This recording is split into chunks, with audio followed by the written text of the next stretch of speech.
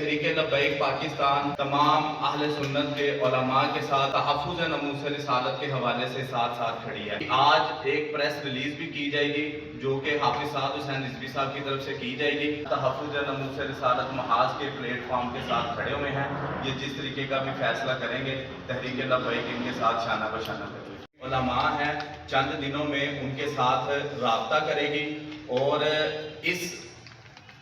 جو chief justice نے فیصلہ دیا ہے اس کے اوپر ان کی آراء بھی لی جائے گی۔ تیسرا یہ ہے کہ اس حوالے سے کل مفتی منیب الرحمان صاحب سے بھی رابطہ کیا گیا اور ان سے بھی کچھ بات چیت ہوئی اور جس کے اوپر انہوں نے پیر یا منگل تک کا ٹائم دیا کہ جی میں باقاعدہ طور کے اوپر لاہور آؤں گا اور آپ لوگوں کو ادھر بیٹھ کے تو ہم باقی تمام مدارس والوں سے بھی رابطہ کریں گے۔ باقی تحریک لبیک پاکستان ہر پلیٹ فارم پہ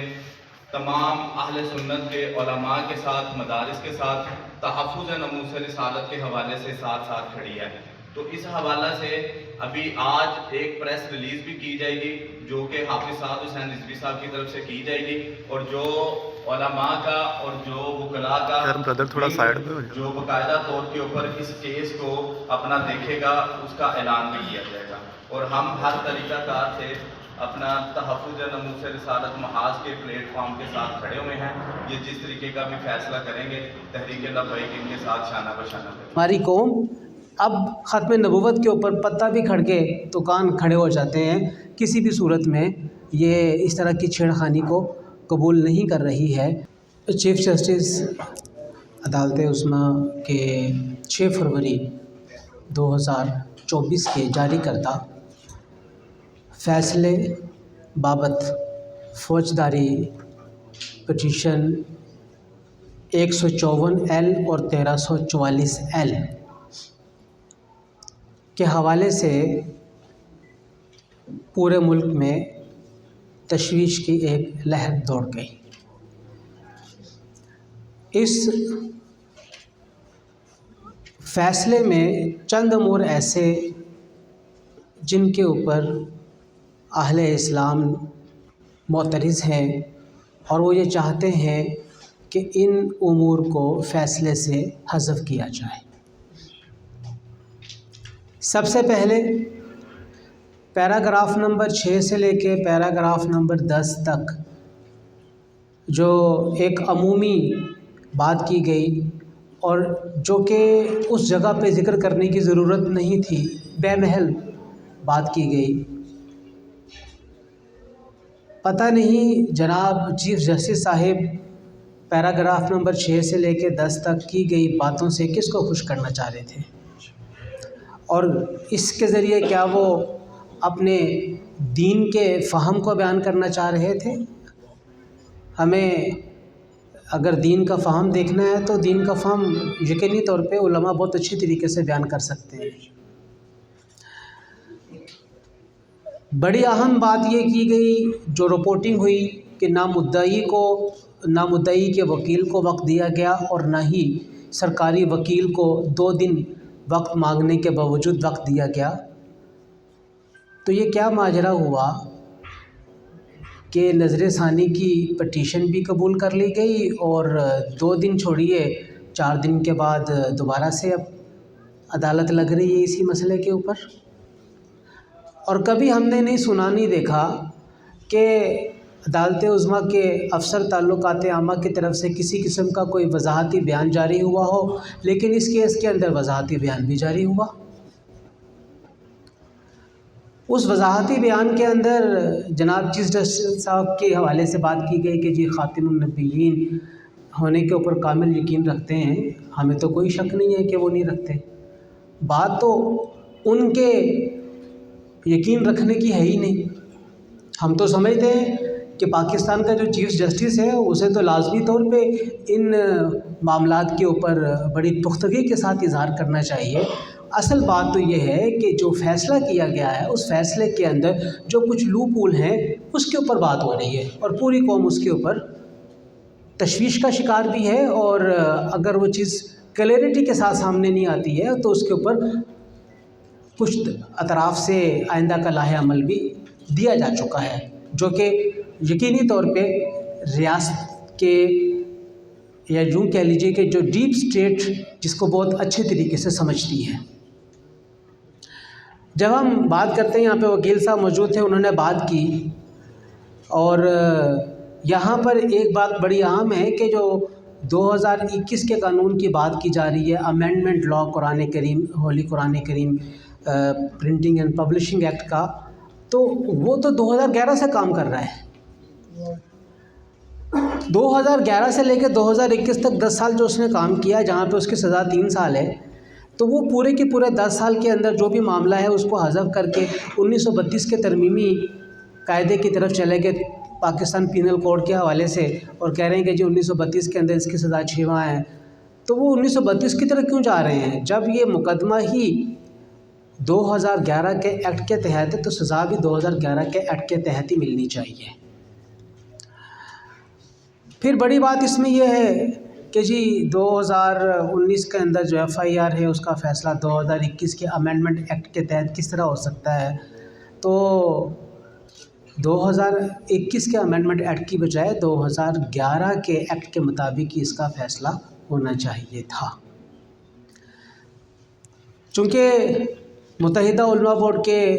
چیئرمین کی حیثیت سے بھی ذمہ داری سر انجام دے رہا ہوں، آپ کے علم میں لانا چاہوں گا کہ پچھلے 8 سالوں میں متحدہ علماء بورڈ نے کن کن کتابوں کو جن کا تعلق قادیانیوں کے ساتھ ہے نہ صرف بین کرنے کی سفارش کی ہے، بلکہ وزارت داخلہ نے ان کے بین کرنے کے بارے میں آرڈر بھی جاری کیے ہوئے ہیں۔ 19 ستمبر یہ سب سے پہلے روحانی خزائن نامی کتاب ہے جو 25 جون 2014 کو بین کرنے کی سفارش کی گئی، جو کہ آگے چل کے پھر تفسیر صغیر اور ترجمہ و تفسیر مرزا غلام احمد بالترتیب یہ 20 جنوری 2016 میں اور اس کے بعد پھر 20 نومبر 2019 میں ان دونوں کتابوں کو بین کیا گیا۔ اس کے بعد اعجاز مسیح، در ثمین، احمدیت، حقیقی اسلام 19 دسمبر 2021 کو بین ہوئے۔ تو یہ کتابیں تو آلریڈی بین ہیں، تفسیر صغیر آلریڈی بین ہے، 2016 سے بین ہے۔ ایک کتاب جو 2016 سے بین ہے اس کے چھاپنے اور اس کی تقسیم کرنے کے اوپر یقینی طور پہ سزا ملنی چاہیے۔ کس طریقے سے اسے آزادی دی جا رہی ہے اور کس طریقے سے ضمانت کے اوپر رہا کیا جا رہا ہے، یہ بہت بڑا سوال ہے۔ یہ کتابیں تو آلریڈی بین ہیں۔ اگر وزارت داخلہ کا ان کتابوں کے حوالے سے نکالے جانے والا آرڈر عدالت عظمیٰ تک نہیں پہنچا ہے تو اس میں دیکھا جائے کہ قصور کس کا ہے۔ اور ہم سب جب قانون کے حوالے سے دیکھتے ہیں تو بہت ایک بات کہتے ہیں کہ جو لا علمی ہے وہ قابل قبول عذر نہیں ہے، قانون کے اندر یہ بات بیان کی جاتی ہے۔ تو اگر کوئی چیز اگر علم میں نہیں ہے تو جو اہل ذکر ہے ان سے پوچھ لی جائے، اور جو شریعت کے معاملات ہیں اس میں لازمی طور پہ عدالت عظمیٰ کو یہ چاہیے کہ وہ علماء کو آن بورڈ کریں تاکہ ان سے کسی قسم کی کوئی ایسی مسٹیک نہ ہو جائے۔ ہم یہ نہیں کہتے کہ جی ارادتاً ہوئی، غیر ارادی طور پہ بھی ہو سکتی ہے کوئی مسٹیک جس کا نتیجہ بعد میں انتشار کی صورت میں سامنے آئے۔ اس کے اوپر اب 2 آئندہ کی صورتحال ہے جس کے اوپر 2 دن پہلے بھی تحفظ ناموس رسالت محاذ نے پالیسی بیان جاری کرتے ہوئے مطالبہ کیا کہ نظر ثانی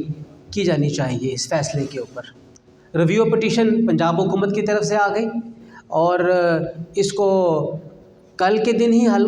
کیا جانا مطلوب ٹھہرایا گیا، لیکن کہا گیا کہ نہیں وقت چاہیے، اور وہ اب پرسوں کا وقت طے ہو گیا کہ نظر ثانی کی پٹیشن کے اوپر پرسوں غور کیا جائے گا۔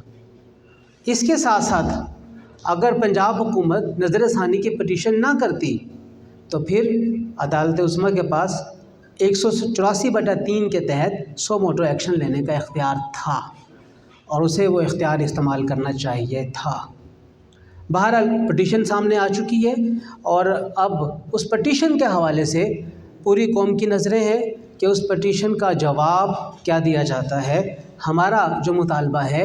وہ یہ ہے کہ پیراگراف نمبر 6 سے لے کر پیراگراف نمبر 10 تک اگرچہ یہ بے محل باتیں ہیں اور اس کا کوئی تعلق نہیں ہے براہ راست فیصلے کے ساتھ، لیکن اسے نہ صرف حذف کیا جائے اس فیصلے سے، بلکہ اس بات کو یقینی بھی بنایا جائے کہ آئندہ اس طرح کا کوئی بھی فیصلہ نہ آئے گا۔ اور پھر یہ 2 رکنی بینچ کا فیصلہ، اس سے پہلے 1993 میں 5 رکنی لارجر بینچ اسی طرح کے فیصلے کے اندر قادیانیوں کے حوالے سے حدود و قیود کا تعین کر چکا ہوا ہے، اور اس سے پہلے 1984 کے اندر امتناع قادیانیت آرڈیننس بھی روبہ عمل ہے۔ تو ان تمام کے ہوتے ہوئے ہم یہ سمجھتے ہیں، اور اکثر کا یہ خیال ہے کہ یہ جو بے محل باتیں ہیں یہ کوئی اثر نہیں کریں گی، لیکن اس کے باوجود ہماری قوم اب ختم نبوت کے اوپر پتہ بھی کھڑ کے تو کان کھڑے ہو جاتے ہیں، کسی بھی صورت میں یہ اس طرح کی چھیڑخانی کو قبول نہیں کر رہی ہے۔ تو بجائے اس کے کہ اس طرح کی چھیڑخانی کی جائے اور قوم کو انتشار میں مبتلا کیا جائے، اور جو معاملات سیٹلڈ ہیں، پہلے سے طے شدہ ہیں، انہیں کسی بھی طریقے سے دوبارہ چھیڑنے کی ضرورت نہیں ہے۔ اور بہرحال جو بات یہاں پہ کی گئی، ہمیں اس کو دیکھنے کی بھی ضرورت ہے کہ جو قادیانی ہیں، جب انہیں قانون غیر مسلم قرار دے رہا ہے، اور یہ غیر مسلم قرار دیے جانے کے معاملے کو سمجھے جانے کی بھی ضرورت ہے، اور اس کے ساتھ ساتھ ان کی حیثیت کا تعین بھی کیے جانے کی ضرورت ہے۔ اور کیا جس طرح یہاں پہ بات کی گئی ارتداد کے حوالے سے، اگر یہ ارتداد کا معاملہ ہے تو پھر کیا جو ارتداد کی سزا ہے وہ میں اور آپ دلوا سکتے ہیں؟ نہیں دلوا سکتے۔ تو ہمیں اس بات کو بیان کرنے کی ضرورت ہے جس بات کو من حیث قبول بھی کیا جائے اور اس کے اوپر امپلیمنٹیشن بھی ہو سکے۔ بہرحال کچھ چیزیں ایسی ہیں جو کہ انتہائی وضاحت طلب ہیں اور ان کے اوپر گہرائی کے ساتھ بات کرنے کی ہمیں ضرورت ہے، لیکن سر دست ہم